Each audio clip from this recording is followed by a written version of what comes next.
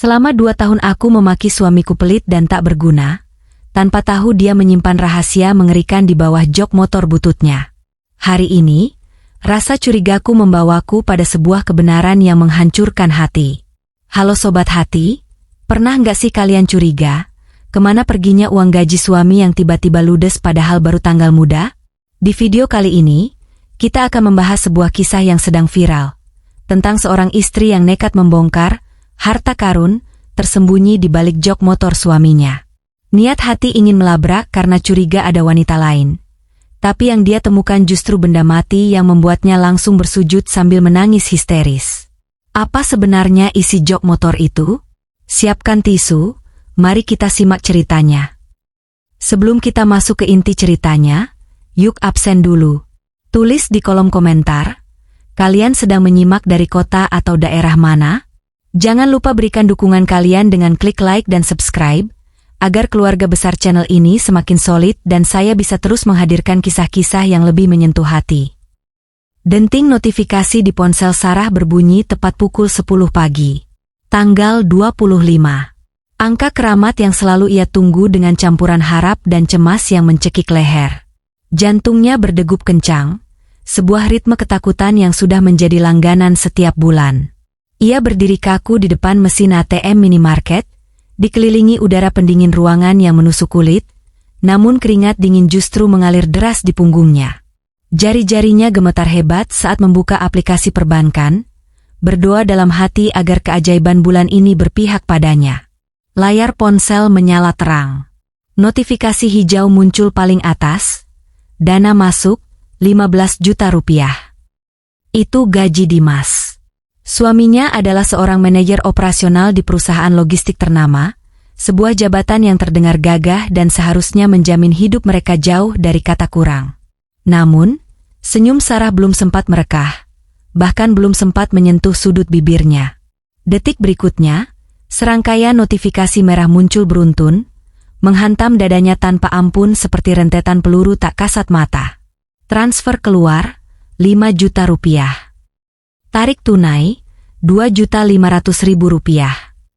Pembayaran tagihan, Rp7.425.000.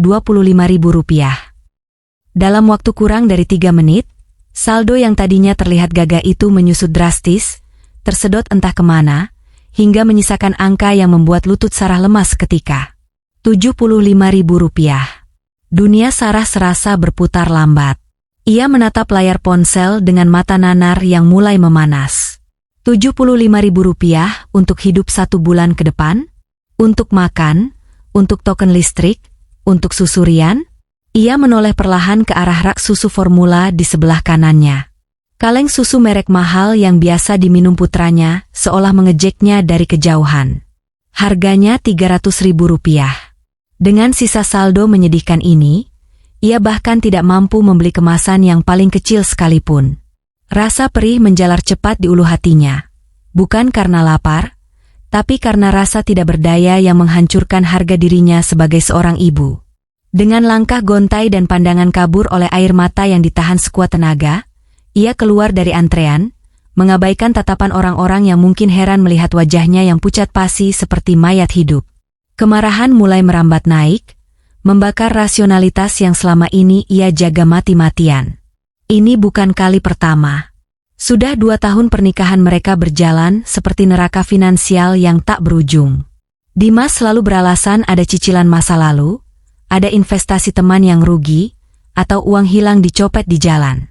Alasan yang berganti-ganti setiap bulan, namun hasilnya selalu sama. Sarah harus menjadi ahli sulap yang mengubah uang receh menjadi makanan layak selama 30 hari. Tetangga mengira Sarah pelit, mertua mengira ia boros dan tidak bisa mengatur uang suami. Padahal, daster yang ia pakai sekarang sudah memiliki 3 jahitan tangan kasar di bagian ketiak karena sobek, dan tak ada uang sepeser pun untuk membeli kain baru. Pikiran liar dan jahat mulai menguasai isi kepalanya. Kemana uang 15 juta itu pergi dalam sekejap mata? Judi online?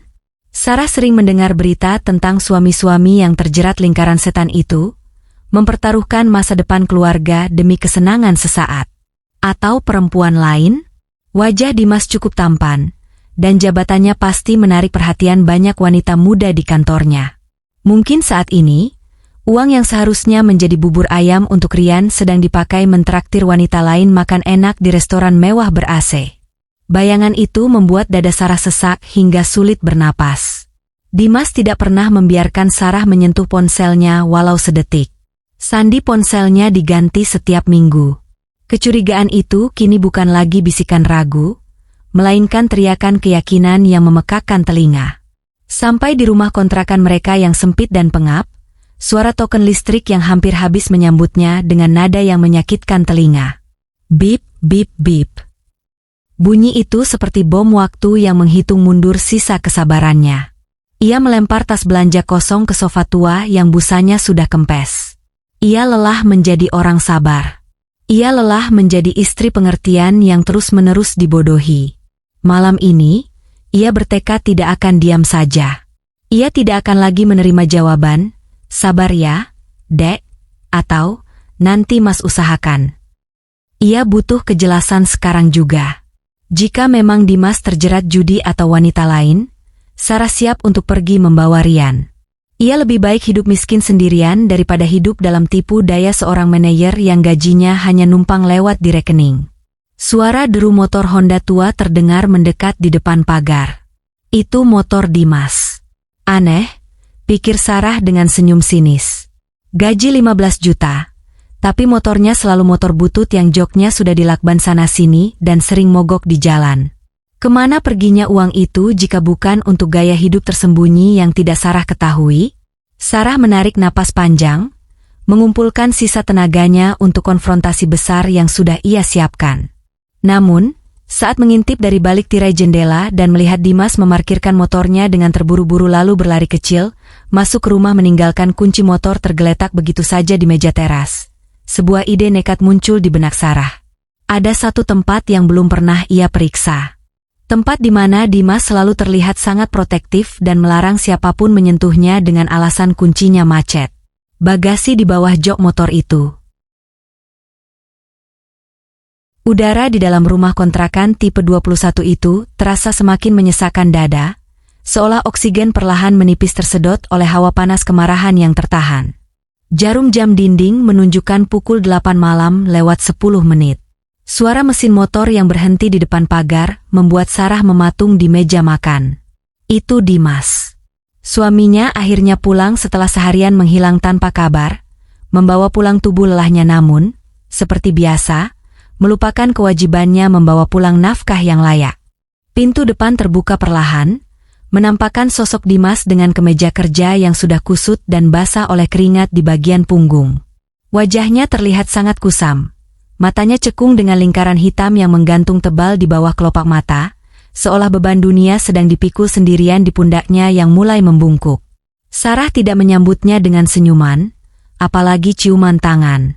Ia tetap duduk diam di kursi plastik meja makan, menatap piring kosong di hadapannya dengan tatapan kosong.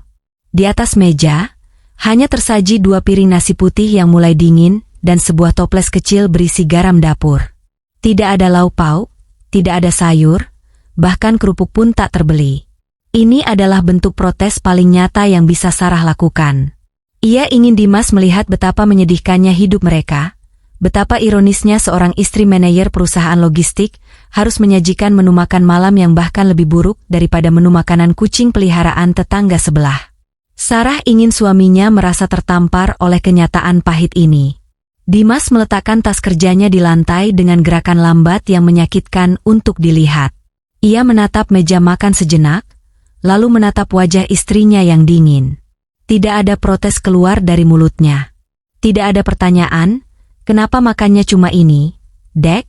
Atau, mana uang belanja bulan lalu? Pria itu hanya menghela napas panjang. Sebuah helaan napas yang terdengar bergetar, lalu duduk di hadapan Sarah. Tanpa banyak bicara, tangan kanannya mengambil sendok, menyendok nasi putih itu, menaburkan sedikit garam di atasnya, lalu mulai menyuapnya ke mulut.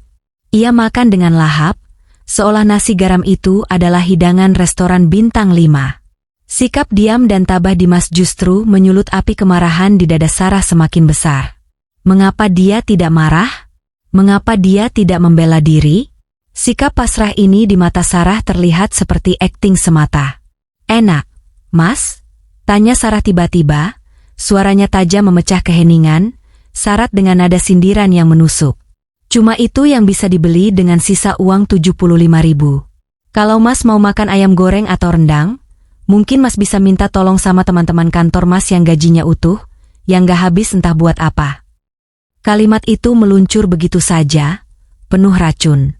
Sarah menunggu reaksi ledakan, menunggu Dimas membentak atau melempar sendok. Namun, Dimas hanya berhenti mengunyah sejenak, menelan nasi yang mungkin terasa seret di tenggorokan keringnya, lalu menunduk. Maaf ya, Bu. Nanti kalau ada rezeki lebih, kita makan enak. Mas lagi banyak pengeluaran mendadak. Jawab Dimas pelan, nyaris berbisik, tanpa berani menatap mata istrinya. Jawaban klasik. Jawaban yang sudah didengar Sarah ratusan kali.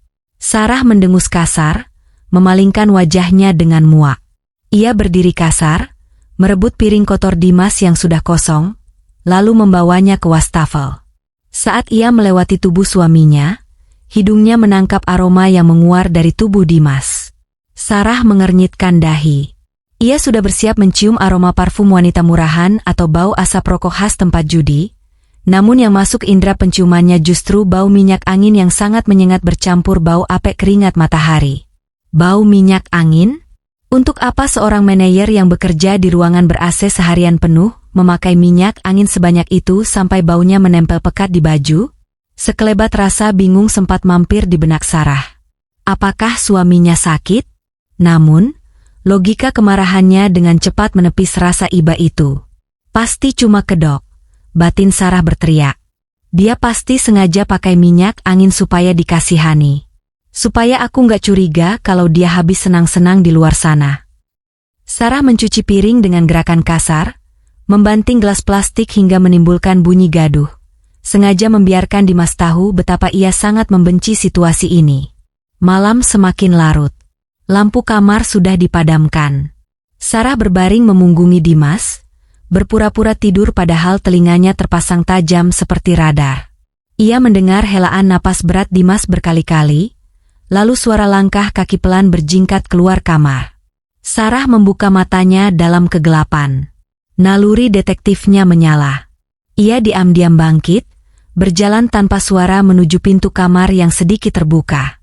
Di teras depan yang gelap, samar-samar ia melihat siluet Dimas duduk di kursi rotan tua, sambil menempelkan ponsel ke telinganya. Suara Dimas terdengar sangat rendah, setengah berbisik, namun di keheningan malam yang sunyi, Sarah bisa menangkap potongan kalimat itu dengan jelas. Iya, saya tahu saya telat sehari. Tolong jangan ke rumah, Pak. Istri saya bisa syok kalau tahu. Suara Dimas terdengar memohon, nada suaranya penuh ketakutan dan keputusasaan yang asing. Ada jeda sejenak, sepertinya orang di seberang sana sedang membentak atau mengancam. Bahu Dimas terlihat merosot semakin dalam. Besok, saya janji besok pagi-pagi sekali saya transfer sisanya. Saya sudah dapat pinjaman dari teman. Tolong beri saya waktu sedikit lagi. Jangan ganggu keluarga saya. Sarah menutup mulutnya dengan tangan, menahan napas agar tidak ketahuan. Jantungnya berpacu liar. Siapa yang ditelepon Dimas tengah malam begini? Siapa yang mengancam akan datang ke rumah? Pinjaman? Transfer sisanya? Potongan-potongan informasi itu berputar di kepala Sarah, menyusun sebuah puzzle yang mengerikan. Keyakinannya semakin bulat. Ini pasti selingkuhan yang menuntut uang bulanan, atau mungkin bandar judi yang menagih utang kekalahan.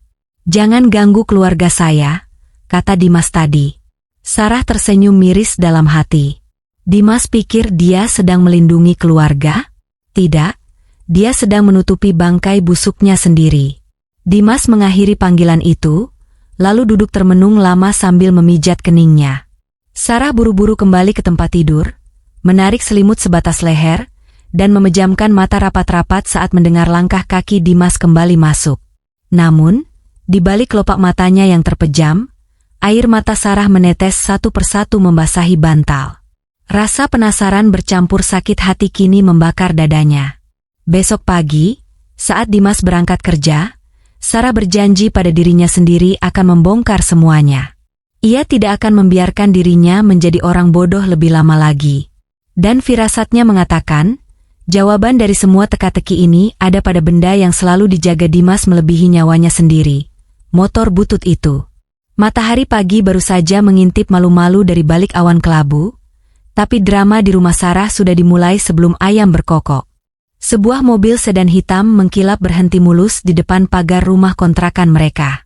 Itu mobil jemputan operasional kantor. Dimas, dengan kemeja kerjanya yang terlihat sedikit kedodoran di tubuhnya yang makin kurus, bergegas keluar rumah. Ia tidak berpamitan, tidak mencium kening Sarah, bahkan tidak menoleh sedikit pun ke arah istri yang sedang mengintip dari balik tirai jendela dengan mata bengkak. Ada yang aneh hari ini. Biasanya, Dimas akan ngotot naik motor bututnya meski hujan badai sekalipun, dengan alasan klasik, biar bisa cepat sampai dan irit ongkos. Tapi hari ini, motor Honda tua itu ditinggalkan begitu saja di garasi, teronggok dingin seperti benda tak bertuan yang terlupakan. Apakah Dimas mulai merasa bersalah? Atau dia takut dicegat penagih utang di jalanan jika berkendara sendirian? Pertanyaan itu berputar di kepala Sarah, menambah daftar panjang kecurigaan yang menyesakkan dada. Begitu mobil jemputan itu menghilang di tikungan jalan, Sarah langsung beraksi bak seorang detektif yang sedang menggerebek sarang penjahat. Sasaran utamanya adalah keranjang pakaian kotor di sudut kamar mandi. Ia menyambar celana bahan hitam yang dipakai Dimas kemarin. Napasnya memburu saat tangannya dengan kasar merogoh saku depan kanan, lalu kiri. Kosong. Ia beralih ke saku belakang. Jari telunjuknya menyentuh sesuatu. Secari kertas. Jantung Sarah berdegup kencang, seolah mau lompat dari rusuknya saat ia menarik keluar kertas yang sudah lecek itu. Ia membuka lipatan kertas termal yang tintanya mulai pudar dengan tangan gemetar. Matanya membelalak lebar saat membaca tulisan di sana. Toko emas mulia, kalung emas 5 gram, lunas. Tanggal pembeliannya baru seminggu yang lalu. Darah Sarah mendidih seketika, naik cepat hingga ke ubun-ubun. Kakinya lemas, membuatnya terduduk di lantai kamar mandi yang dingin sambil meremas truk itu kuat-kuat hingga tak berbentuk. 5 gram emas? Untuk siapa? Sarah meraba lehernya sendiri yang polos tanpa hiasan apapun. Cincin kawinnya pun sudah lama masuk pegadaian demi membayar uang pangkal sekolah Rian tahun lalu, dan Dimas tahu itu. Sementara suaminya, pria yang ia kira sedang kesulitan keuangan sampai makan nasi garam, ternyata mampu membelikan emas untuk orang lain. Dasar pengkhianat, desis Sarah dengan suara bergetar menahan tangis. Air mata kemarahan menetes, membasahi pipinya yang tirus. Bayangan Dimas tersenyum memberikan kalung itu pada wanita lain menari-nari di kepalanya, membuat rasa mual naik ke tenggorokan. Rasa sakit dikhianati jauh lebih perih daripada rasa lapar yang ia tahan sejak semalam. Jadi benar dugaan tetangga selama ini? Dimas punya simpanan? Pantas saja uang gajinya selalu habis tak bersisa. Ternyata bukan hilang, tapi dialihkan untuk memanjakan wanita lain sementara anak istrinya di rumah hidup seperti pengemis. Namun, drama kesedihan itu dipaksa berhenti paksa oleh suara nyaring yang memekakan telinga dari ruang tengah. Tit. Alarm token listrik. Suara itu seperti sirine peringatan kiamat kecil bagi rumah tangga mereka. Sarah bangkit dengan kasar, mengusap air matanya dengan punggung tangan. Ia berjalan cepat ke ruang tengah dan menatap meteran listrik di dinding dengan tatapan nanar. Layar digital itu menunjukkan angka sisa 0,5 kWh. Itu artinya, dalam hitungan jam, kulkas akan mati, sisa susurian akan basi, dan rumah ini akan gelap gulita nanti malam. Ia butuh uang sekarang juga. Struk emas di tangannya tidak bisa dipakai untuk membeli token listrik. Ia butuh bukti nyata, atau setidaknya sesuatu yang bernilai yang bisa ia jual dari simpanan rahasia suaminya. Persetan dengan izin suami, keadaan darurat ini memaksanya bertindak nekat. Tatapan Sarah beralih liar ke seluruh ruangan, mencari dompet atau celengan yang mungkin disembunyikan Dimas di balik lemari atau di bawah karpet. Nihil. Pandangannya kemudian terhenti pada meja ruang tamu. Di sana, Tergeletak sebuah benda yang jarang sekali ditinggalkan pemiliknya. Kunci motor. Sarah terdiam sejenak. Otaknya bekerja cepat menghubungkan titik-titik kecurigaan. Ia teringat gelagat aneh Dimas setiap kali pulang kerja. Suaminya itu tidak pernah langsung masuk rumah untuk istirahat. Ia selalu berlama-lama di garasi yang gelap, mengelap jok motor itu berulang-ulang, atau sekadar duduk di atasnya dengan gelisah sambil melamun. Bahkan pernah sekali Sarah ingin meminjam motor itu sebentar ke warung depan karena kakinya sakit. Dimas melarang dengan wajah panik yang berlebihan, beralasan kuncinya macetlah, akinya soaklah, 1001 alasan yang tidak masuk akal. Ada apa dengan motor butut itu? Mengapa Dimas begitu protektif pada rongsokan besi yang harga jualnya mungkin tak sampai 2 juta perak itu? Sebuah firasat kuat menyentak hati Sarah, mengirimkan sinyal bahaya ke seluruh saraf tubuhnya. Insting seorang istri yang tersakiti jarang sekali meleset. Jika Dimas menyimpan rahasia perselingkuhannya, atau mungkin sisa uang gajinya yang hilang misterius itu, pasti tempatnya ada di sana. Di satu-satunya benda yang tidak pernah boleh disentuh oleh Sarah. Tanpa pikir panjang lagi, Sarah menyambar kunci motor itu dengan gerakan cepat. Ia berjalan menuju garasi samping rumah dengan langkah lebar dan napas memburu, didorong oleh campuran rasa penasaran yang membuncah dan dendam yang membara. Di hadapannya kini berdiri motor bebek tua berwarna hitam yang catnya sudah kusam tergores sana-sini. Joknya dilapisi lakban hitam besar menyilang, karena kulit aslinya sudah sobek dimakan usia. Terlihat menyedihkan, sama seperti nasib rumah tangganya saat ini. Namun, bagi Sarah detik ini, motor itu tampak seperti peti harta karun Pandora yang terkunci rapat. Tangannya yang masih gemetar perlahan memasukkan anak kunci ke lubang di samping jok. Klik.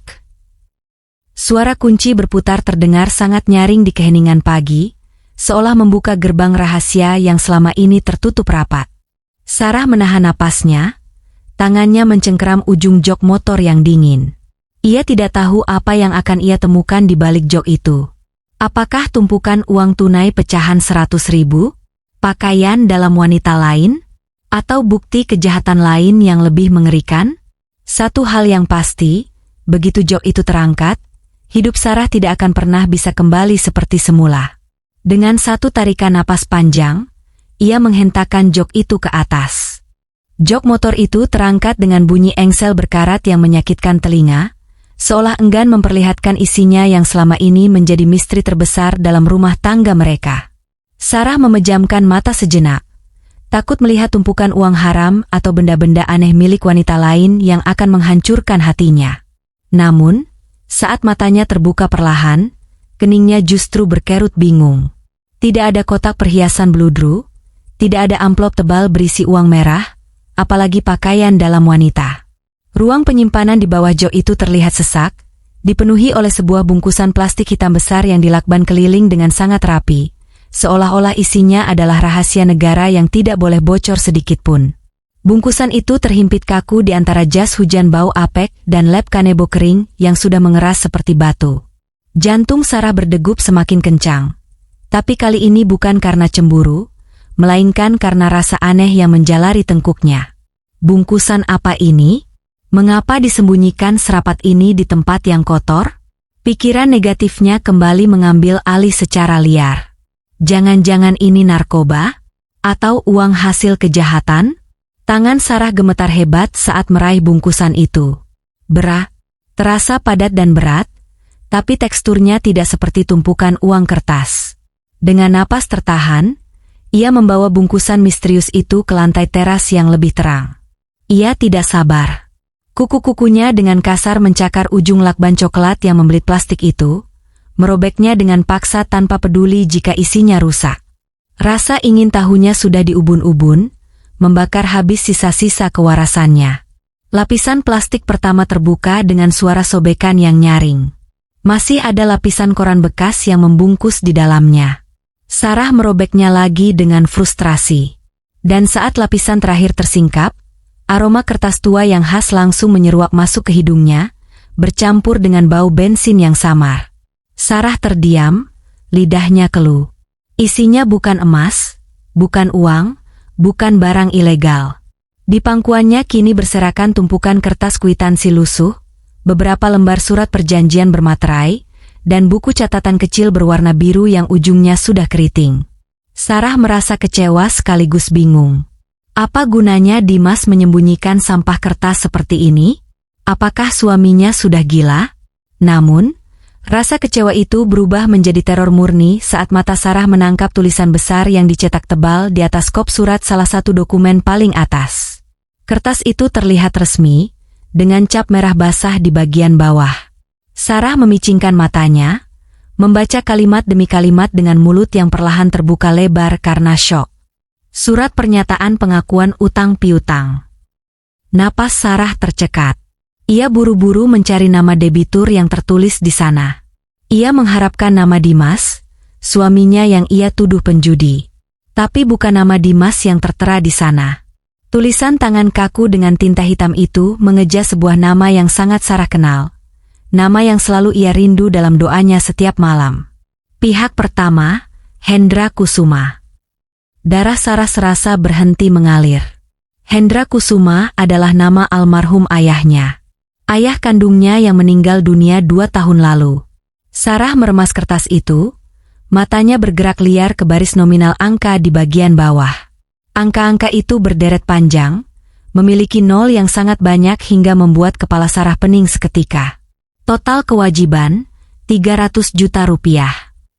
Sarah memekik tertahan, tangannya menutup mulutnya sendiri agar tidak berteriak histeris. 300 juta?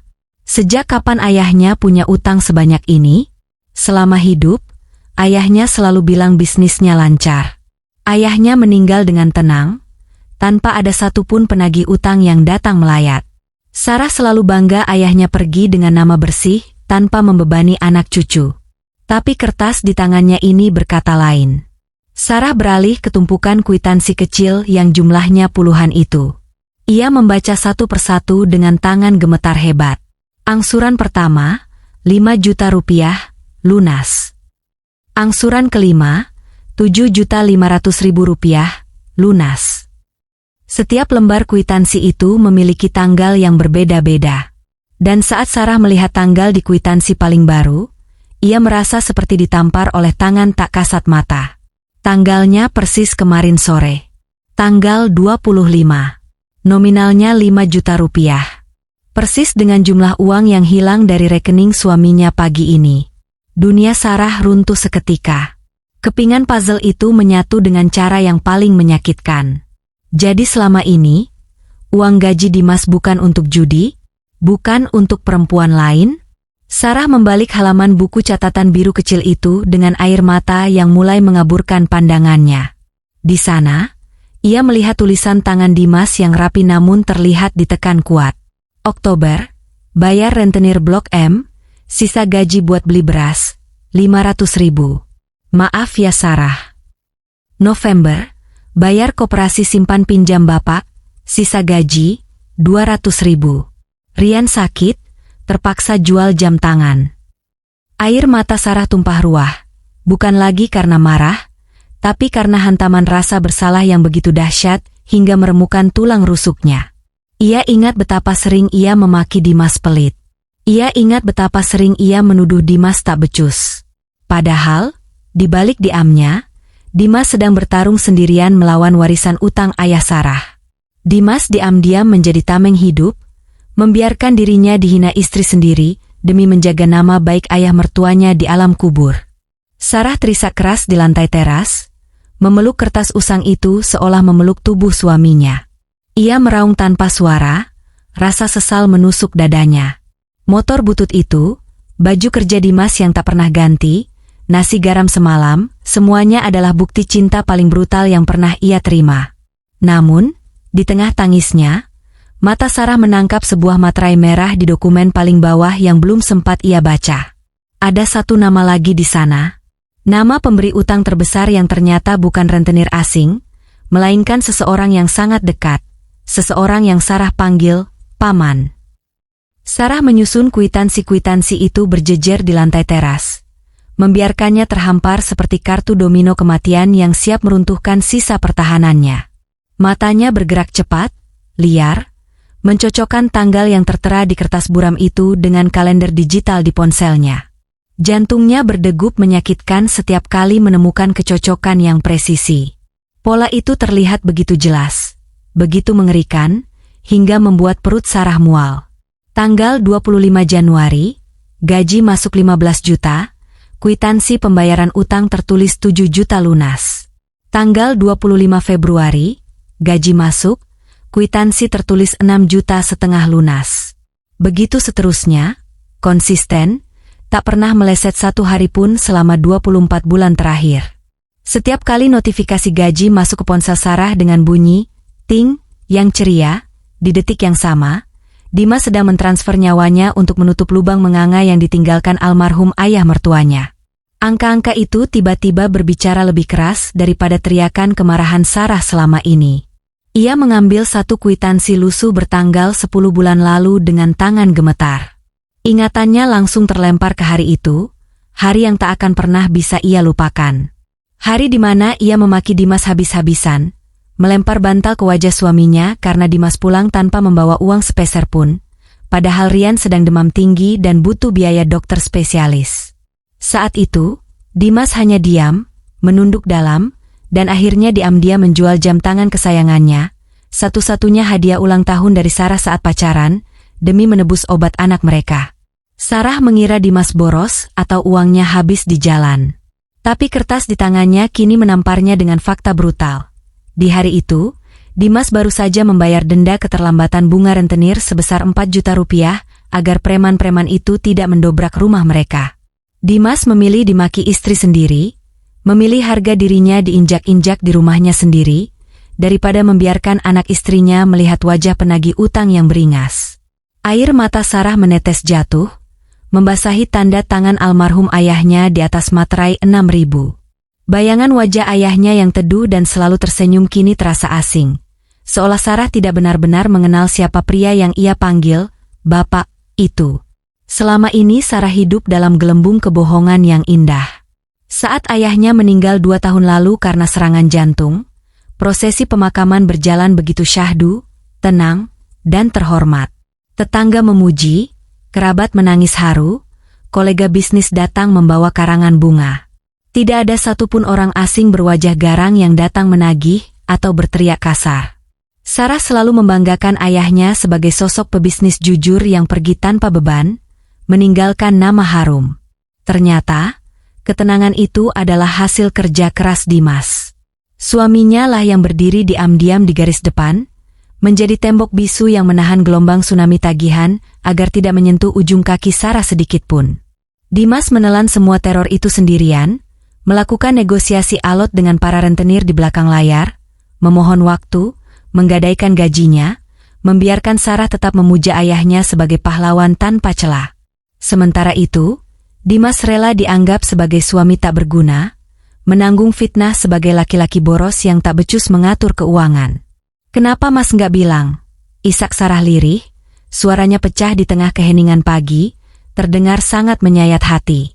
Pertanyaan itu menggantung di udara kosong, namun jawabannya sudah jelas terpampang di depan mata. Jika Dimas jujur sejak awal, Sarah pasti akan hancur mengetahui ayahnya mewariskan petaka, bukan harta. Dimas memilih menanggung kehancuran itu sendirian. Ia biarkan nama baiknya hancur lebur di mata istri, asalkan nama baik ayah mertuanya tetap suci di ingatan anaknya. Pengorbanan macam apa ini? Cinta macam apa yang sanggup menanggung beban seberat ini tanpa menuntut pengakuan sedikitpun? Sarah merasa dadanya sesak, seolah dihimpit batu besar yang tak kasat mata. Ia merasa menjadi manusia paling jahat di dunia saat ini. Ia telah menjadi hakim yang kejam bagi satu-satunya orang yang melindunginya dari kenyataan pahit dunia. Pandangan Sarah yang kabur oleh air mata kini beralih ke rak sepatu di sudut teras. Di sana, tergeletak sepasang sepatu pantofel hitam milik Dimas. Sepatu yang dipakai suaminya bekerja setiap hari, menembus panas aspal dan hujan deras, melangkah dari satu kantor ke kantor lain, lalu lanjut mengojek di malam hari tanpa sepengetahuan Sarah. Sarah merangkak mendekat, meraih sepatu itu dengan tangan gemetar seolah memegang benda keramat. Kondisinya mengenaskan. Kulit luarnya sudah retak-retak mengelupas. warnanya pudar termakan usia dan debu jalanan. Namun yang membuat hati Sarah remuk redam, hingga tak berbentuk adalah bagian sol bawahnya. Sol karet itu sudah tipis, nyaris habis hingga pola tapaknya hilang, dan ada bekas lem Alteco yang mengering kasar serta tumpukan karet ban bekas yang ditempel manual di bagian yang sobek. Dimas, seorang manajer bergaji 15 juta yang dihormati bawahannya, berjalan setiap hari dengan sepatu yang direkatkan lem super, karena tidak rela mengeluarkan uang 100.000 rupiah untuk membeli sepatu baru. Sarah mendekap sepatu bau itu ke dadanya, menangis sejadi-jadinya, meraung memanggil nama suaminya. Bau keringat Dimas yang menempel di sana kini tidak lagi menjijikkan, melainkan tercium seperti aroma perjuangan yang suci. Ia membayangkan betapa sakitnya kaki Dimas berjalan dengan sol setipis itu, merasakan kerikil tajam di setiap langkahnya. Setiap langkah suaminya adalah perih yang disembunyikan rapat-rapat di balik senyum lelah saat pulang ke rumah. Dan Sarah justru menambah beban itu dengan tuntutan gaya hidup, sindiran pedas, dan omelan tiada henti. Ia merasa lebih rendah dari debu yang menempel di sepatu itu. Namun, di tengah badai penyesalan yang membuncah, mata Sarah menangkap sesuatu yang terselip di balik lidah sepatu kanan Dimas. Sebuah kertas kecil berwarna merah muda terlipat rapi, seolah sengaja disembunyikan di tempat paling aman yang selalu menempel pada langkah suaminya, menunggu untuk ditemukan. Langit senja sudah sepenuhnya berubah menjadi gelap pekat, menyisakan hawa dingin yang menusuk tulang.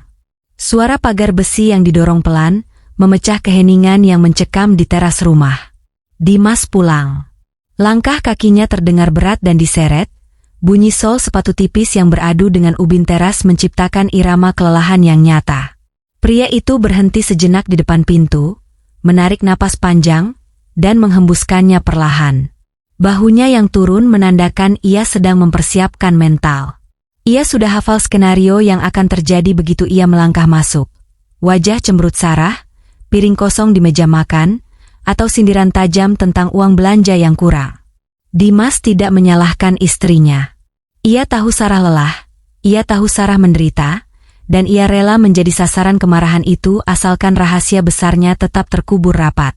Namun, saat pintu itu terbuka, skenario di kepalanya hancur berantakan.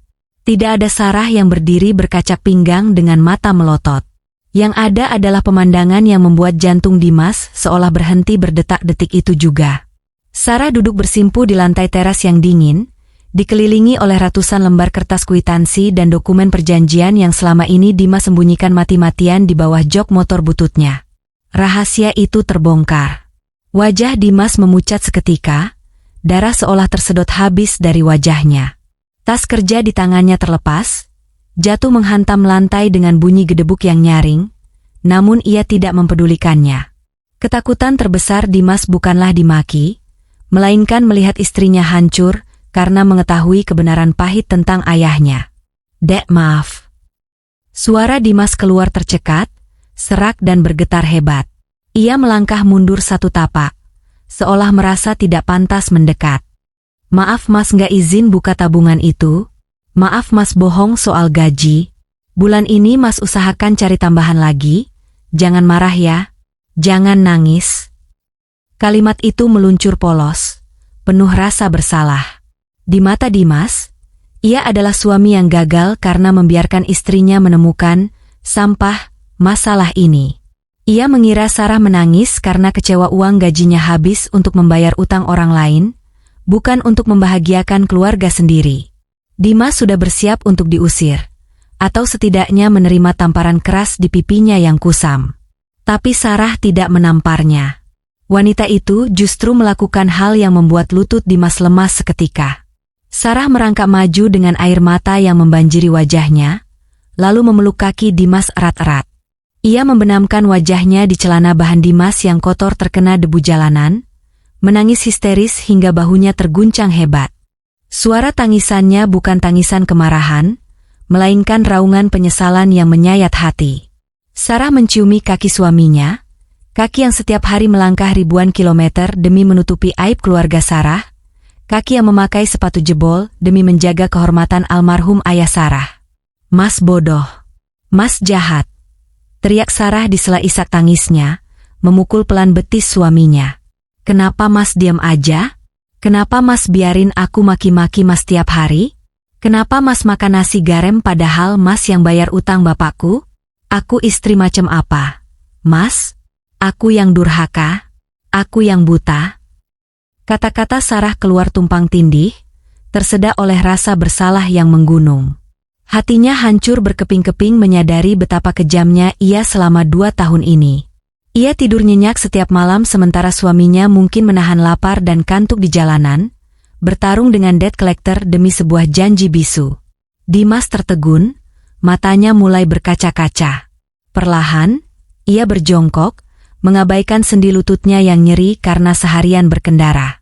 Tangan kasarnya yang penuh kapalan dan bekas luka gores menyentuh bahu Sarah dengan lembut, mencoba menenangkan wanita yang sedang rapuh itu. Bangun, Dek, nggak boleh sujud sama manusia, bisik Dimas lembut, suaranya bergetar menahan haru. Ia menarik Sarah ke dalam pelukannya, membiarkan kemeja kerjanya yang bau keringat basah oleh air mata istrinya. Aroma minyak angin yang dulu dibenci Sarah, kini terasa seperti aroma surga yang paling menenangkan. Mas cuma nggak mau kamu malu, Dek. Ucap Dimas pelan tepat di telinga Sarah, sebuah pengakuan jujur yang menghujam jantung. Bapakmu itu orang baik. Dia cuma salah langkah di akhir hayatnya. Kalau orang-orang tahu bapak ninggalin utang sebanyak ini, nanti Rian bakal diejek punya kakek penipu. Mas nggak rela. Biar Mas yang beresin semuanya di belakang. Kamu cukup tahu bapakmu pahlawan, itu sudah cukup buat Mas seneng. Dimas tersenyum tipis, senyum tulus yang tidak menuntut balasan apapun. Baginya, harga diri seorang suami adalah ketika ia bisa menjadi payung yang menahan badai, meski dirinya sendiri harus basah kuyup dan kedinginan. Sarah mendongak, menatap wajah suaminya lekat-lekat.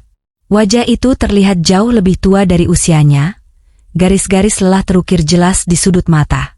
Namun di mata Sarah saat ini, Dimas terlihat lebih gagah daripada raja manapun di dunia. Ia menyentuh pipi tiru suaminya, merutuki kebodohannya sendiri yang pernah membandingkan Dimas dengan suami orang lain. Mulai sekarang kita pikul bareng-bareng ya, Mas. Jangan ada rahasia lagi. Kita lunasi sisanya sama-sama. Aku rela makan nasi garam seumur hidup asal sama Mas. Janji Sarah dengan sungguh-sungguh, sebuah ikrar setia yang terlambat namun begitu kuat. Malam itu, di lantai teras yang dingin dikelilingi bukti pengorbanan, sepasang suami istri itu saling menguatkan, meleburkan ego dan kesalahpahaman dalam pelukan hangat rekonsiliasi. Beban 300 juta itu masih ada. Namun rasanya kini tidak seberat dulu, karena tidak lagi dipikul sendirian. Namun, kedamaian itu tidak berlangsung lama.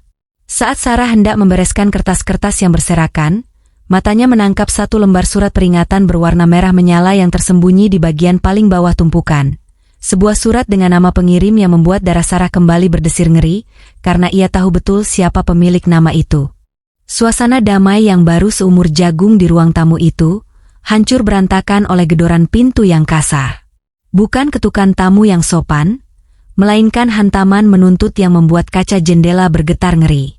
Dimas tersentak kaget, buru-buru menyeka sisa air mata di pipinya dan menyembunyikan tumpukan kwitansi ke bawah kolong meja dengan gerakan panik, seolah menyembunyikan aib besar.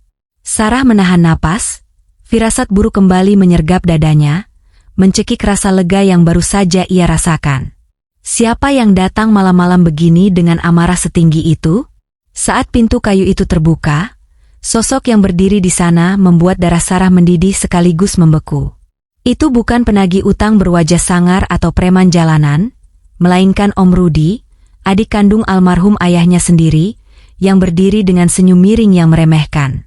Tanpa dipersilakan, pria parubaya itu melangkah masuk. Matanya yang tajam menyapu seisi rumah kontrakan sempit itu dengan tatapan jijik, seolah ia baru saja masuk ke kandang hewan yang kotor. Ia duduk di sofa tua tanpa permisi, menyilangkan kaki dengan angkuh, membuat sofa itu berderit protes. Hebat ya, ponakan Om. Diketok lama sekali baru dibuka. Lagi ngitung duit hasil nipu istri atau lagi ngumpet? Sindir Rudi, suaranya terdengar renyah namun berbisa. Dimas berdiri kaku di sudut ruangan, kepalanya tertunduk dalam, persis seperti seorang pesakitan yang sedang menunggu vonis hakim. Sarah tidak tega melihat suaminya yang gagah itu kembali menciut di rumahnya sendiri. Ia hendak membela, tapi Om Rudi lebih dulu melempar sebuah map merah lusuh ke atas meja dengan bunyi plak yang nyaring, membuat jantung Sarah ikut melonjak. Suamimu ini mulai kurang ajar, Sarah. Sudah lewat tanggal 25, tapi uang setoran belum masuk ke rekening Om. Katanya manajer perusahaan besar, masa bayar bunga 5 juta saja harus Om yang jemput bola ke sini? Ucap Rudi santai sambil menatap kukunya yang bersih. Sarah ternganga tak percaya. Bunga? Jadi sisa utang yang menghantui hidup mereka selama ini adalah kepada paman sendiri? Saudara kandung ayahnya tega memeras keponakan yatim dengan bunga mencekik di saat mereka sedang berduka? Kemarahan Sarah memuncak, menutupi rasa takutnya. Mas Dimas sudah bayar pokoknya nyicil 2 tahun. Om, masa masih ada bunga? Kita ini keluarga, Om. Tega sekali Om makan uang darah daging sendiri. Teriak Sarah, suaranya bergetar menahan amarah. Rudi tertawa, tawa kering yang menusuk telinga dan tidak memiliki sedikit pun rasa empati. Bisnis ya bisnis, Sarah. Bapakmu pinjam uang Om 50 juta untuk modal yang gagal itu. Perjanjian tetap perjanjian, materai tidak kenal saudara. Kalau suamimu yang katanya bertanggung jawab ini tidak becus bayar, ya wajar Om tagih. Rudi bangkit, mendekati Dimas lalu menepuk pipi suaminya pelan, sebuah gestur penghinaan fisik yang membuat Sarah ingin menjerit. Percuma gaji besar kalau mentalmu mental pengemis. Dimas, istrimu kurus kering, utang mertua nunggak. Laki-laki macam apa kamu? Dimas diam, tidak melawan. Namun Sarah bisa melihat tangan suaminya mengepal kuat di samping tubuh, hingga buku-bukunya memutih. Ia menahan diri bukan karena takut dipukul, tapi karena ia tahu Rudi memegang kartu as yang mematikan. Rudi mengeluarkan ponsel pintarnya dari saku, menggoyangkannya di depan wajah Sarah dengan tatapan mengancam. Dengar baik-baik. Kalau besok jam 10 pagi sisa pokok 50 juta itu tidak lunas, jangan salahkan Om. Grup WhatsApp keluarga besar kita sedang sepi nih. Pasti heboh kalau Om kirim foto surat utang bapakmu yang katanya, Soleh, itu di sana. Bayangkan malunya ibumu yang sakit-sakitan di kampung kalau tahu suaminya meninggal-ninggalin aib utang yang belum lunas. Ancaman itu telak menghantam ulu hati Sarah. Kehormatan ayahnya, ketenangan ibunya di kampung, semua yang dijaga Dimas dengan nyawa selama 2 tahun ini, kini berada di ujung jari telunjuk Om Rudi yang siap menekan tombol kirim. Pria licik itu melenggang pergi keluar rumah, meninggalkan ultimatum yang lebih mengerikan dari kematian. 50 juta dalam waktu semalam? Itu mustahil. Namun, saat Sarah menatap keputusasaan di mata Dimas yang merah, ia melihat kilatan aneh di sana. Bukan kilatan menyerah, melainkan kilatan nekat dari seorang pria yang sudah terpojok ke tepi jurang dan siap melakukan hal gila terakhir demi melindungi wanitanya. Pagi itu, udara di dalam kamar tidur terasa jauh lebih berat dari biasanya, seolah menghimpit dada siapapun yang bernapas di sana. Di tangan Sarah, tergenggam erat sebuah kotak bludru merah yang warnanya sudah memudar dimakan usia. Isinya adalah benteng pertahanan terakhir mereka. Sebuah kalung emas murni peninggalan almarhum ibunya, dan sepasang cincin kawin bermata satu yang sudah lama tak melingkar di jarinya, karena tubuhnya yang semakin kurus. 50 juta rupiah adalah angka mustahil yang harus mereka dapatkan sebelum matahari terbenam hari ini, atau aib almarhum ayahnya akan menjadi konsumsi publik di grup keluarga besar. Sarah menatap pantulan dirinya di cermin retak lemari pakaian. Wajahnya pucat, lingkaran matanya hitam, namun sorot matanya kini memancarkan tekad baja yang baru. Ia tidak akan membiarkan Dimas berjuang sendirian lagi. Cukup sudah suaminya menjadi tameng hidup yang babak belur demi melindungi nama baik orang lain. Kini giliran dia yang maju ke garis depan. Jangan, Dek. Suara Dimas yang tiba-tiba muncul menyentak lamunan Sarah. Pria itu berdiri di ambang pintu dengan napas terengah. Wajahnya panik luar biasa melihat kotak perhiasan itu terbuka di tangan istrinya. Dimas berlari kecil, mencoba meraih tangan Sarah dengan gemetar, seolah kotak itu berisi bom waktu yang siap meledakkan harga dirinya. Mas masih bisa cari pinjaman lain, Dek. Mas bisa gadai BPKB motor, atau minta kasbon kantor lagi ke bos. Tolong jangan jual itu. Itu kenangan terakhir ibu kamu, itu mas kawin suci kita. Suara Dimas terdengar serak dan memohon, matanya basah. Bagi Dimas, membiarkan istrinya menjual perhiasan adalah bukti kegagalan terbesar seorang suami. Ia rela bekerja bagai kuda, tulang punggungnya remuk redam, asalkan ia tidak melihat leher dan jari istrinya kosong melompong hanya demi menutupi lubang utang masa lalu. Sarah menepis tangan Dimas dengan lembut, namun tatapannya tegas menghujam manik mata suaminya. Ia menggeleng pelan. Mas, dengerin aku. Motor butut mas itu harganya nggak sampai 2 juta perak. Kasbon kantor mas sudah numpuk sampai gaji mas minus. Kita nggak punya pilihan lain. Ucap Sarah dengan nada tenang yang menakutkan, kontras dengan kepanikan suaminya. Kehormatan bapak jauh lebih berharga dari logam dingin ini, mas. Kalau bapak dihina, aku yang sakit. Kalau mas hancur sendirian lagi, aku yang mati rasa. Kita ini tim, mas. Suami istri itu satu paket. Susah seneng bareng. Bukan mas susah sendirian, aku seneng sendirian dalam ketidaktahuan. Kata-kata itu menohok hati Dimas, meruntuhkan sisa-sisa ego laki-lakinya yang rapuh. Bahunya merosot turun, pertahanannya jebol seketika. Ia sadar, istrinya benar. Mereka sedang berperang melawan waktu dan kelicikan saudara sendiri yang tak punya hati. Dimas akhirnya mengangguk pelan, air mata menggantung di sudut matanya yang lelah. Maafin mas ya, dek. Mas janji, demi Allah, suatu hari nanti mas ganti ini semua 10 kali lipat. Mas bakal beli toko emasnya sekalian buat kamu. Ucapnya lirih, mencoba memberi harapan di tengah kepahitan. Sarah tersenyum tipis, menghapus air mata di pipi tirus suaminya dengan ibu jari. Nggak usah janji muluk-muluk. Cukup janji kita hadapi Om Rudi bareng-bareng siang ini. Setengah jam kemudian, motor butut yang joknya baru saja diperbaiki seadanya itu membelah jalanan kota yang macet menuju pusat pertokoan emas. Sarah memeluk pinggang Dimas erat-erat dari belakang, menyandarkan kepalanya di punggung suaminya yang basah oleh keringat, merasakan detak jantung Dimas yang berpacu dengan waktu. Di saku jaketnya, emas-emas itu terasa panas, seolah membakar kulit paha Sarah. Sesampainya di toko emas, mulia, Sarah meletakkan kenangan-kenangan itu di atas etalase kaca tanpa ragu sedikit pun. Pegawai toko menimbang perhiasan itu dengan wajah datar, sama sekali tidak peduli pada nilai sentimental dan sejarah tangisan yang melekat di setiap gramnya. Saat gepokan uang tunai puluhan juta itu diserahkan ke tangan Sarah, ia merasa separuh jiwanya hilang, kosong dan hampa. Namun, saat ia menoleh dan melihat bahu Dimas yang sedikit lebih tegak, ia tahu keputusan ini benar.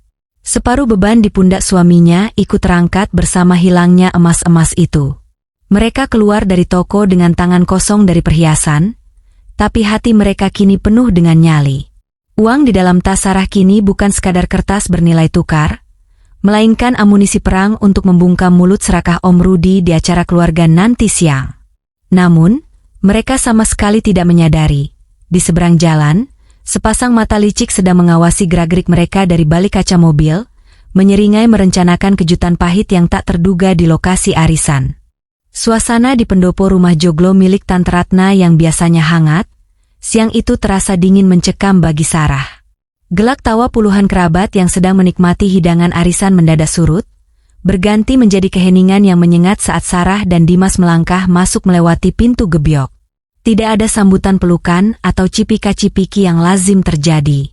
Puluhan pasang mata keluarga besar itu menatap mereka dengan sorot menghakimi, seolah kedatangan mereka membawa wabah penyakit menular.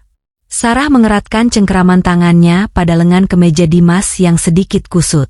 Tas selempang di bahunya terasa membakar kulit, bukan karena berat, tapi karena membawa gepokan uang tunai hasil penjualan cincin kawin dan kalung ibunya tadi pagi, sisa harga diri terakhir yang mereka punya. Di ujung ruangan, duduk di sofa paling empuk bak seorang raja kecil, Om Rudi tersenyum lebar. Itu bukan senyum paman yang rindu pada keponakan yatimnya, melainkan senyum predator yang melihat mangsanya masuk ke dalam perangkap yang sudah disiapkan dengan rapi. Pria parubaya itu meletakkan piring makannya dengan bunyi berdenting yang disengaja, menarik seluruh perhatian ruangan kepadanya. Wah, lihat siapa yang akhirnya menampakkan batang hidungnya. Pasangan elit kebanggaan keluarga kita, Pak Manajer Dimas dan Ibu Sarah. Seru Om Rudi dengan suara lantang yang dibuat-buat, mematikan sisa-sisa percakapan lain di ruangan itu. Sini, duduk di tikar bawah. Jangan malu-malu. Mentang-mentang gaji besar, datangnya paling telat. Sibuk ngitung duit di brankas ya. Sindiran pedas itu disambut tawa kecil beberapa sepupu jauh yang tidak tahu duduk perkaranya. Wajah Sarah memerah panas hingga ke telinga. Ia ingin sekali berteriak bahwa mereka telat karena harus menahan tangis di toko emas saat melepas kenangan ibu, bukan karena foya-foya. Tapi Dimas menahannya dengan remasan lembut namun tegas di tangan, menyalurkan kekuatan bisu yang menenangkan. Tenang, Dek. Biar dia bicara dulu sampai puas. Bisik Dimas pelan, matanya lurus ke depan tanpa kedip. Om Rudi belum puas rupanya. Ia berdiri, memegang gelas sirup seolah sedang memegang piala kemenangan di atas podium. Baguslah kalian datang. Om kira mau kabur lagi kayak bulan lalu. Malu dong sama almarhum bapakmu, Sarah. Semasa hidup dikenal dermawan, suka nyumbang masjid, begitu meninggal malah ninggalin utang yang bikin susah saudara sendiri. Kasihan Tante Ratna ini, uang arisannya dulu dipinjam bapakmu buat modal gagal, sampai sekarang belum balik sepeser pun, kan? Om Rudi mulai menebar racun, memutarbalikan fakta dengan sangat licik. Tante Ratna yang disebut namanya hanya menunduk ragu, termakan hasutan tanpa berani membela. Bisikan-bisikan mulai terdengar keras, seperti dengungan lebah yang marah. Masa sih Mas Hendra punya utang? Ih, kasihan ya, gaya doang elit tapi utang numpuk. Suaminya kan manajer perusahaan logistik. Masa bayar utang mertua segitu aja gak mampu? Pelit kali. Kata-kata itu meluncur tanpa saringan, menusuk jantung Sarah satu persatu. Ia gemetar hebat, kakinya terasa goyah. Rasa malu ini jauh lebih menyakitkan daripada rasa lapar yang ia tahan selama 2 tahun ini. Ia merasa ditelanjangi di depan orang-orang yang seharusnya menjadi tempatnya berlindung. Om Rudi menikmati setiap detik penderitaan keponakannya itu. Ia berjalan mendekat, tatapannya turun meremehkan sepatu pantofel Dimas yang terlihat jelas bekas lem Alteco dan jahitan kasarnya. Sepatu itu adalah saksi bisu perjalanan Dimas menjadi kuli dan ojek online, demi melunasi utang yang kini ditagih dengan angkuh oleh Rudi. Gimana, Dim? Sudah siap lunasi janji 50 juta itu? Atau mau minta tempo lagi sambil jual drama kemiskinan? Jangan bikin malu jabatan manajermu itu. Kalau gak punya duit, bilang, biar Om edarkan kotak sumbangan di sini buat bantu kalian. Dimas tidak mundur selangkah pun. Ia berdiri tegak, membusungkan dadanya, menjadi benteng kokoh bagi istrinya yang rapuh. Wajahnya terlampau tenang untuk orang yang sedang dipermalukan di depan umum. Ia menatap lurus ke mata Om Rudi, sebuah tatapan tajam penuh wibawa yang membuat nyali pria tua itu sedikit ciut. Kami datang bukan untuk minta tempo, Om, jawab Dimas dengan suara bariton yang stabil, terdengar jelas ke seluruh penjuru ruangan hingga membuat bisik-bisik terhenti seketika. Kami datang untuk memastikan tidak ada lagi satupun fitnah tentang bapak mertua saya yang keluar dari mulut Om setelah hari ini. Suasana menegang drastis. Om Rudi mendengus kasar, wajahnya memerah karena merasa ditantang di kandangnya sendiri. Ia membuka mulut untuk meledakkan amarah terakhirnya, tanpa menyadari bahwa tangan Sarah sudah masuk ke dalam tas, menggenggam erat amplop coklat tebal yang siap menjadi senjata pemungkas dalam perang harga diri ini. Mana buktinya? Jangan cuma omong besar, bentak Om Rudi, wajahnya merah padam karena merasa disepelekan. Ia menggebrak meja hingga gelas-gelas berdenting ngeri. Ruangan mendadak hening, semua mata tertuju pada Dimas. Suami Sarah itu tidak menjawab dengan emosi meledak. Dengan gerakan tenang penuh wibawa, ia merogoh saku jaket lusuhnya. Sebuah amplop coklat tebal diletakkan di atas meja, tepat di depan hidung Om Rudi. Bunyi, buk, yang berat saat amplop mendarat membuktikan isinya bukan kertas kosong. 50 juta rupiah. Lunas. Tanpa kurang serupiah pun. ucap Dimas datar, namun matanya menyala tajam. Sarah menatap amplop itu dengan nanar. Di dalamnya bukan sekadar uang. Di sana ada leburan cincin kawin suci mereka, kalung peninggalan ibunya, dan tabungan rahasia Dimas hasil mengojek setiap malam menembus hujan badai. Itu adalah keringat dan air mata yang dipadatkan menjadi lembaran rupiah. Om Rudi terbelalak, tangannya gemetar saat mengintip isinya. Ia tak menyangka keponakan yang ia hina miskin ini sanggup melunasi ancamannya secara tunai di detik-detik terakhir. Tunggu, urusan kita belum selesai. Suara Sarah memecah kebisuan. Ia maju selangkah, berdiri sejajar dengan suaminya. Kini giliran dia beraksi. Dari tasnya, ia mengeluarkan senjata rahasia yang ia temukan di bawah jok motor pagi tadi. Bendelan kertas kwitansi dan rekening koran yang sudah ia susun rapi dilempar kasar ke atas meja, menyebar menutupi taplak, menciptakan pemandangan mengejutkan bagi semua hadirin. "Buka mata kalian semua," seru Sarah lantang, jarinya menunjuk bukti-bukti itu. "Lihat tanggal dan nominalnya. Selama 2 tahun ini, suami saya yang kalian hina pelit itu sudah mentransfer total 300 juta rupiah ke rekening Om Rudi.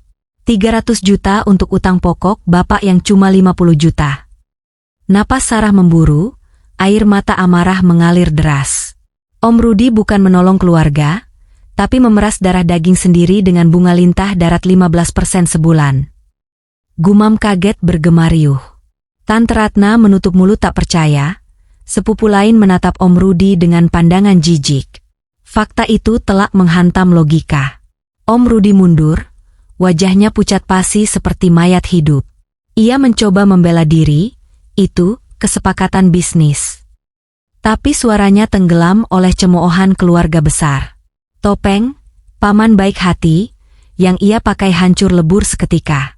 Ia bukan lagi orang terpandang, tapi aib keluarga yang tega memakan bangkai saudaranya sendiri demi keserakahan. Dimas merangkul bahu Sarah, menariknya menjauh dari kerumunan yang kini sibuk menghakimi Om Rudi.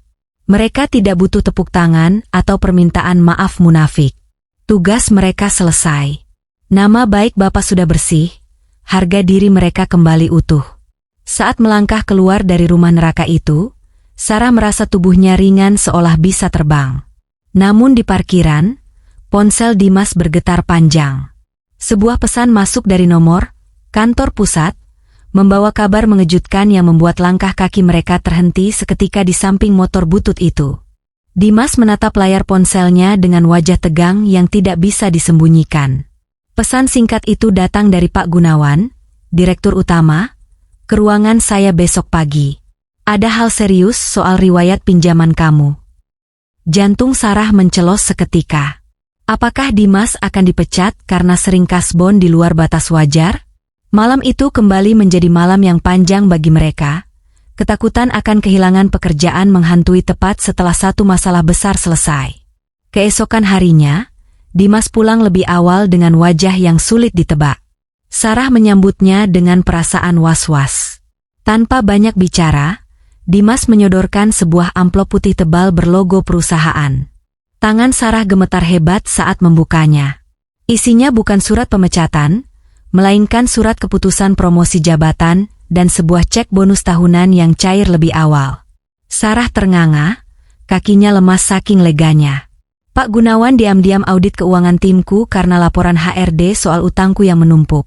Jelas Dimas dengan mata berkaca-kaca, suaranya parau menahan haru. Beliau kagum. "Meski terdesak utang ratusan juta dan punya akses brankas, aku nggak pernah korupsi uang kantor serupiah pun." Beliau bilang, "Kejujuran itu mahal harganya. Ini hadiah untuk integritas aku." Tangis Sarah pecah lagi, tapi kali ini adalah air mata bahagia. Integritas suaminya yang sederhana menjadi penyelamat karir mereka. Uang bonus itu memang tidak membuat mereka kaya mendadak, tapi sangat cukup untuk bernapas lega. Sebagai perayaan, Sarah menarik tangan Dimas ke bengkel motor di ujung jalan. "Buat apa, Dek?" tanya Dimas bingung. Sarah menunjuk jok motor butut yang penuh lakban hitam itu. "Motor ini saksi bisu perjuangan Mas. Dia nggak boleh sakit lagi. Ganti joknya yang paling empuk, Mas." Biar pantat Mas nggak panas lagi kalau cari nafkah buat kita. Sore itu, motor Honda tua itu pulang dengan penampilan baru. Jok kulit hitam mengkilap terpasang rapi, menutup rahasia kelam masa lalu yang pernah tersembunyi di bawahnya. Sarah memeluk pinggang suaminya erat di sepanjang jalan pulang, menikmati angin sore yang terasa jauh lebih sejuk dari biasanya. Tidak ada lagi rahasia yang mencekik, tidak ada lagi utang. Namun, saat mereka tertawa lega menikmati nasi goreng pinggir jalan, Sarah menyadari satu hal. Ada satu janji suci yang belum ia penuhi kepada Dimas sebagai permintaan maaf. Sebuah kejutan sederhana yang akan menutup malam ini dengan sempurna di rumah nanti. Suasana rumah kontrakan malam itu terasa berbeda, seolah udara pengap yang selama ini mengurung mereka telah lenyap tak berbekas. Meja makan tua yang biasanya menjadi saksi bisu-kebisuan mencekam, kini dipenuhi aroma gurih nasi goreng tek-tek yang mengepul hangat. Hanya makanan kaki lima seharga 15.000, dibungkus kertas minyak coklat yang mulai transparan. Namun bagi Sarah dan Dimas, rasanya jauh lebih nikmat daripada hidangan hotel bintang 5 manapun. Dimas menyuap nasi goreng itu dengan lahap, sesekali tertawa renyah menceritakan kejadian konyol di kantor, hal remeh yang tidak pernah ia lakukan selama 2 tahun terakhir karena beban pikiran yang terlalu berat. Sarah menatap lekat wajah suaminya. Garis-garis kelelahan dan ketakutan yang biasanya menghiasi wajah tirus Dimas kini telah luntur, berganti dengan binar kelegaan yang tulus. Pria di hadapannya ini bukan lagi sosok asing yang penuh rahasia, melainkan pahlawan tanpa jubah yang baru saja memenangkan perang panjang tanpa sorakan penonton. Tiba-tiba, ponsel Sarah di atas meja bergetar pendek. Ting. Bunyi notifikasi yang dulu selalu menjadi teror menakutkan setiap tanggal 25, kini terdengar biasa saja. Sarah melirik layar ponselnya dengan jantung berdesir pelan. Bukan takut, hanya sisa trauma masa lalu yang masih membekas. Notifikasi gaji masuk. Angka 15 juta rupiah tertera jelas dan gagah di sana. Sarah menahan napas, menunggu 1 menit, 2 menit. Hening. Tidak ada notifikasi merah susulan. Tidak ada debit otomatis rentenir. Tidak ada penarikan misterius yang menguras darah. Saldo itu tetap utuh. Diam di sana dengan tenang, menjadi milik keluarga kecil mereka sepenuhnya. Air mata haru kembali menggenang di pelupuk mata Sarah. Namun kali ini bibirnya menyunggingkan senyum lebar yang sangat manis. Ia menggeser ponsel itu ke arah Dimas perlahan. Mas, lihat. Rekening kita nggak nol lagi. Kita bisa beli susurian yang paling bagus besok. Dimas tersenyum teduh, menggenggam tangan istrinya di atas meja yang penuh remah nasi, menyalurkan kehangatan yang menjalar hingga ke hati. Uang itu cuma titipan, Dek. Bisa habis kapan aja. Tapi punya istri yang mau nemenin suami pas rekeningnya nol dan tetap percaya, itu rezeki yang gak bakal habis sampai mati. Terima kasih sudah bertahan sama Mas, ya. Malam itu ditutup dengan sebuah kesadaran baru yang menancap kuat di relung hati Sarah. Ternyata, kemewahan sesungguhnya dalam pernikahan bukanlah saldo rekening yang melimpah ruah atau perhiasan emas yang mentereng di leher. Kemewahan sejati adalah memiliki pasangan yang tidak akan pernah meninggalkanmu, bahkan saat dunia menekanmu hingga ke titik nol terendah. Dan malam ini, di samping Dimas dan nasi goreng bungkusnya, Sarah merasa menjadi wanita paling kaya di seluruh dunia.